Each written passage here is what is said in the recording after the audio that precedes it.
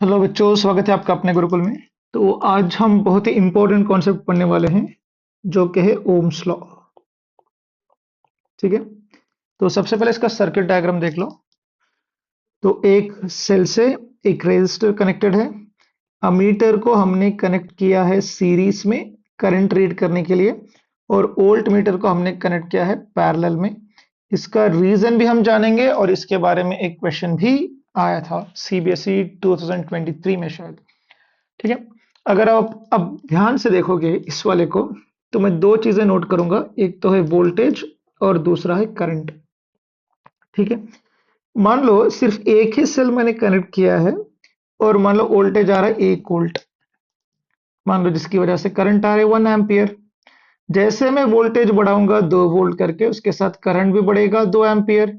जैसे मैंने वोल्टेज बढ़ाया 3 एम्पियर पे, 3 वोल्टेज पे, 3 वोल्ट पे, तो करंट भी बढ़ गया 3 एम्पियर पे। जैसे ही मैंने 4 किया तो करंट भी कितना हो गया, 4 एम्पियर्स। ये तो एक केस है। दूसरा है, मान लो थोड़ा सा पावरफुल सेल ले लिया हमने, और वोल्टेज और करंट को हम लोग इस तरह से बढ़ा रहे हैं कि वोल्टेज मैंने 1 वोल्ट बढ़ाया तो करंट बढ़ा 2 एम्पियर। वोल्टेज मैंने किया 2 वोल्ट पे, करंट बन गया अब कितना, दुगना होगा, 3 वोल्ट पे 6 एम्पियर, 4 वोल्ट पे 8 एम्पियर। तो एक चीज यहां पे ध्यान से देखने वाली ये है, जैसे जैसे वोल्टेज बढ़ रहा है वैसे वैसे करंट की वैल्यू भी क्या हो रही है, बढ़ रही है। जैसे हमने वोल्टेज को बढ़ाया, value of current is also increasing. तो इन दोनों के बीच में रिलेशन क्या है, V is directly proportional to I, यही ओम्स लॉ है। तो ओम्स लॉ क्या स्टेट करता है, एट कांस्टेंट टेम्परेचर, हाँ, current flowing through the circuit or the conductor is directly proportional to the potential difference between the ends। इसको इस तरह से समझो, देखो ध्यान से। मान लो दो कंटेनर्स हैं, इसमें 1000 लीटर पानी है और इसमें 800 लीटर। और एक कंटेनर है, इसमें 1000 लीटर पानी है और इसमें 200 लीटर। तो पानी पहले वाले केस में ज्यादा फ्लो करेगा या दूसरे वाले केस में, तो ऑब्वियसली दूसरे वाले केस में। तो अब इसको करंट की भाषा में अगर आप समझोगे, तो इन दोनों में डिफरेंस है 200 लीटर का, मतलब यहां पे जो पोटेंशियल डिफरेंस है सिर्फ 200 है। यहां पे जो पोटेंशियल डिफरेंस है वो 800 है। यहां पे जितना ज्यादा पोटेंशियल डिफरेंस होगा उतना ज्यादा करंट फ्लो होगा। ठीक। तो स्टेटमेंट क्या है, at constant temperature current flowing through the circuit is directly proportional to the potential difference across the ends of the conductor. ठीक है। चलो इसको मिटा दो। हाँ, अब ध्यान से देखो। अगर आप यहां पे ध्यान से देखोगे, यहां पे कितने गुना करंट बढ़ रहा है, 1 गुना। यहां पे कितने गुना करंट बढ़ रहा है, 2 गुना। ठीक है। वोल्टेज तो दोनों जगह पे सेम है, करंट यहाँ पे 1 गुना बढ़ रहा है, यहाँ पे करंट कितना बढ़ रहा है, 2 गुना। तो ये चीज किससे डिसाइड हो रही है, वोल्टेज के अलावा और एक भी चीज ध्यान में ध्यान देने वाली है, ये है, देखो। अगर मैंने ये प्रोपोर्शनलिटी कांस्टेंट हटाया तो एक प्रोपोर्शनलिटी कांस्टेंट आ जाएगा जो कि है आर आई। तो what is R here, it is the resistance. अभी फोर्स मत करो अपने दिमाग को कि समझने के लिए, बस चीजें फ्लो होने दो, आपको चीजें अपने आप समझ में आ जाएंगी। तो what is R is equal to V by I. जो रेजिस्टेंस क्या है, वो वोल्टेज और करंट का रेशो है। अगर मैंने यहां पे R की वैल्यू कैलकुलेट की, that is V by I, तो ये क्या बन गया, 1/1, जो के है 1। ऐसे ही अगर मैंने R की वैल्यू यहां पे कैलकुलेट की, V बाई आई, तो V था 1, I था 2, ये बन गया 1/2, जो कि है कितना, 0.5। देखो, अब एक चीज बड़ी ध्यान से देखना, यहां पे रेजिस्टेंस ज्यादा है और यहां पे रेजिस्टेंस कम। जब रेजिस्टेंस ज्यादा था, वोल्टेज की वजह से करंट का ग्रोथ कम था। जब उसी रेजिस्टेंस को हमने घटा दिया, तो जैसे जैसे वोल्टेज बढ़ा वैसे वैसे करंट दुगना होता गया। तो बेसिकली और एक चीज यहाँ पे समझने वाली ये है, जैसे जैसे रेजिस्टेंस बढ़ेगा करंट घटेगा, और जैसे जैसे रेजिस्टेंस घटेगा करंट की वैल्यू बढ़ेगी। तो बेसिकली हम रेजिस्टेंस को इस तरह से डिफाइन कर सकते हैं कि resistance is the opposition to the flow of opposition to the flow of charges, opposition to the flow of charges। तो इसका एसआई यूनिट क्या है? वो है ओम, ओ एच एम, और इसको इस सिंबल से हम लोग डिनोट करते हैं। ठीक है, तो इन वैल्यूज को कॉपी कर लो, नेक्स्ट कॉन्सेप्ट पढ़ने में हमें बहुत मदद होगी। या फिर नए से लिख लेते हैं। ठीक है, वी आई कैरेक्टरिस्टिक्स। तो बेसिकली यहां पे वोल्टेज के साथ साथ करंट किस तरह से वेरी होगा, इन चीजों के बारे में पढ़ेंगे। पहले तो हमने लिया था वी और आई का केस। जब ए वन तो A B one, A two तो A B two, A three तो A B three, A four तो ए बी फोर। ठीक, और दूसरा केस है, मान लो ये वी वन और आई वन है, वी टू और आई टू, ये वन, मान लो ये टू तो ये वन, ये फोर तो ये टू, ये सिक्स तो ये थ्री, ये एट तो ये फोर, एंड सो ऑन। ठीक है, अभी जब मैं यहां से R1 कैलकुलेट करूंगा, वो है V1 बाई आई वन, जो क्या होगा 1/1, जो है 1 ओम। इसी तरह से यहां से अगर मैं R2 कैलकुलेट करूंगा, तो वो है V2 by I two, which is 2/1, जो कि है 2 ओम के बराबर।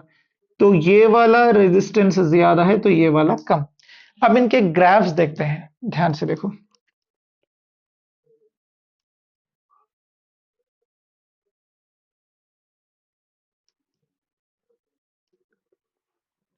मान लो ये V है और ये I, और ये वैल्यूज हैं 1, 2, 3, 4, 5 एंड 6। सेम इसी तरह से 3, 4, 5, 6, 7, 7, 6, 5, 4, 3, 2, 1, and this is the origin 0। पहले ये जो R1 है, इसको हम रेड से मार्क करेंगे, और जो है R2 उसको हम ब्लू से मार्क करेंगे। पहले R1 की मार्किंग करते हैं। जब V की वैल्यू 1 है, what is the value of I? 1 1, तो ये हो गया। तो जब V की वैल्यू 2 है, तो ये भी 2। तो बेसिकली ग्राफ कैसे आएगा? ठीक है, जब ये 3 तो ये भी 3, जब ये 4 तो ये भी 4। यहां पे हो गया R1। ठीक है, अब R2 की बारी। जब V2 की वैल्यू 2 वोल्ट है, I2 की वैल्यू क्या है? 1। When V2 is 2, this is 1। जब ये 4 है, तब ये 2 है। अब ये 4 है, तब ये 2 है। तो जब इसका ग्राफ हम लोग प्लॉट करेंगे, तो कुछ ऐसा आएगा। R2। अभी देखने वाली बात यह है, ध्यान से देखो। जो एंगल R1 के साथ है, उसको मानो θ1, और जो एंगल R2 के साथ है, उसको मानो θ2। R1 और R2 को अगर आप कंपेयर करोगे, तो R1 is less than R2। R1 1 ओम है और R2 2 ओम। थीटा को जब कंपेयर करोगे, तो θ1 इज ग्रेटर देन θ2। तो बेसिकली यहां पे देखने वाली ये बात ये है, जैसे जैसे रेजिस्टेंस बढ़ा वैसे वैसे एंगल घटा, या फिर स्लोप घटा। कब? जब एक्स एक्सिस में वोल्टेज और वाई एक्सिस में करंट है। तो बेसिकली हम लोग क्या बोल सकते हैं? R is or theta is inversely proportional to R, या R is inversely proportional to theta। और एक ग्राफ ध्यान से देखना, दोनों में आपको कंपैरिजन समझ में आ जाएगा। अभी मैं करंट एक्स एक्सिस पे लूंगा और वाई एक्सिस पे वोल्टेज, और यहाँ पे 1 2 3 4 5 6 7 1 2 3 4 5 6 7, ये हो गया ओरिजिन 1 2 3 4 5 6 7 5 4 3 2 1 वोल्ट। अभी R1 की मार्किंग करेंगे सेम रेट से, ये हो गया 1, ये हो गया 2, तो ये तो चेंज नहीं होगा, तो ये हो गई R1 की। अब R2 को अगर आप मार्क करोगे, जब वोल्टेज 2 है मतलब 2 वोल्ट है तो करंट है 1 एम्पियर। वोल्टेज की वैल्यू जब 2 है, करंट है 1 एम्पियर, तो यहां पे आएगा। जब ये 4 वोल्ट है तब ये 2 वोल्ट है, मतलब इस हिसाब से यहां पे आएगा। अगर इसका मैं ग्राफ बना दूं, ये कुछ ऐसे दिखेगा, ठीक। R2 अभी भी जो है R1 की वैल्यू छोटी है R2 से, क्योंकि R1 की वैल्यू क्या है 1 ओम, R2 की वैल्यू क्या है 2 ओम। जो एंगल R1 के साथ बना वो अगर थीटा 1, तो जो एंगल R2 के साथ बना वो एंगल क्या है थीटा 2। अब आप अगर ध्यान से देखोगे तो theta 1 is less than theta 2, theta 1 is less than theta 2। अब यहां समझने वाली बात यह है, जैसे जैसे रेजिस्टेंस बढ़ा वैसे वैसे एंगल भी बढ़ा, तब यहां पे बोल सकते हैं R is proportional to theta. जब V एक्स एक्सिस पर है तो ये इनवर्सली प्रोपोर्शनल, जब I एक्स एक्सिस पर है तो ये डायरेक्टली प्रोपोर्शनल। बहुत इंपॉर्टेंट चीज है, ध्यान में रखिएगा, ठीक है। एक क्वेश्चन सॉल्व करते हैं इसके ऊपर, ध्यान से देखो।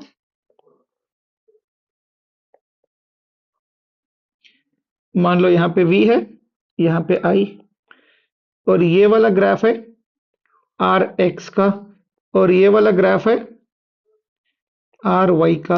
हमें आर एक्स और आर वाई का कंपैरिजन बताना है। मैंने क्या बोला था, जब एक्स एक्सिस में वोल्टेज होगा, जैसे जैसे एंगल बढ़ेगा वैसे वैसे वैल्यू घटेगी। देखो आर वाई का जो एंगल है कि आर एक्स से ज्यादा है, मतलब R Y is smaller than R X, या R X is greater than R Y, ठीक है।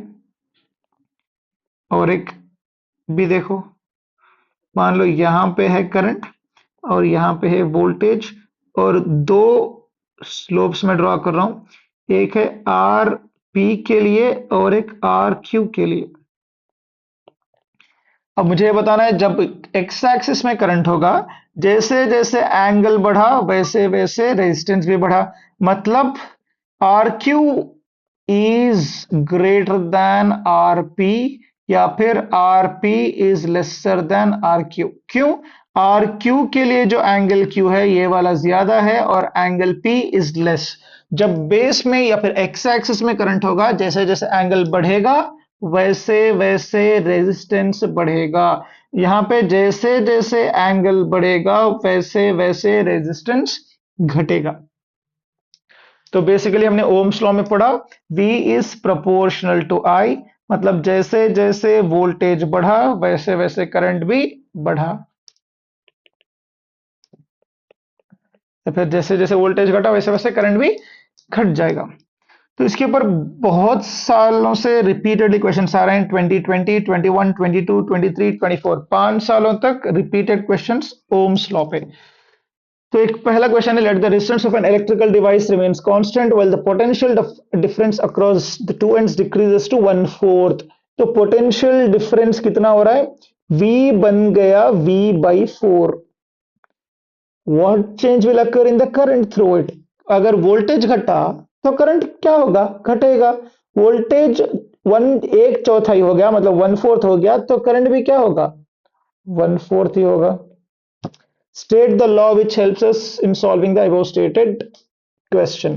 तो इसके लिए कौन सा लॉ का स्टेटमेंट देना है? ओम्स लॉ का। ओम्स लॉ का स्टेटमेंट क्या था?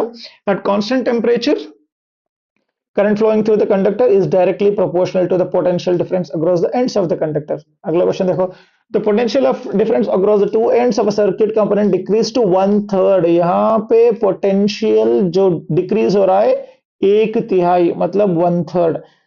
तो करंट क्या होगा? वोल्टेज अगर 1/3 है, करंट भी तो 1/3 ही होगा। देखो, name and state the law, same thing. यहाँ पे भी draw neat label circuit diagram to show the variation of potential difference. तो यहाँ पे भी ओम्स लॉ ही एक्सप्लेन करना है नीट सर्किट डायग्राम के साथ। अगला क्वेश्चन देखो, अब ये ग्राफ फॉर द निक्रोम। और यहाँ पे हमने वैल्यूज डालना भूल गया। यहाँ पे बेसिकली पीआई कैरेक्टरिस्टिक्स के बेसिस पे क्वेश्चन है, ठीक है। और सेम थिंग यहाँ पे उसी सर्किट डायग्राम में स्पेसिफिकली बोला है कि 1.5 वोल्ट और taking voltage on x axis पे वोल्टेज लेके, वाई एक्सिस पे करंट लेके वीआई कैरेक्टरिस्टिक्स ड्रॉ करने के लिए। So hope you have understood all the concepts very well. If you have any doubt in any of the concept or the questions, please do comment. So we'll solve few more questions in the next upcoming video। तो अगली class में हम लोग पढ़ेंगे the factors affecting resistance और उसके ऊपर ढेर सारे questions। See you guys in the next video. Till then, keep learning, keep exploring. Have a great day ahead. All the very best for your future. Allah Hafiz.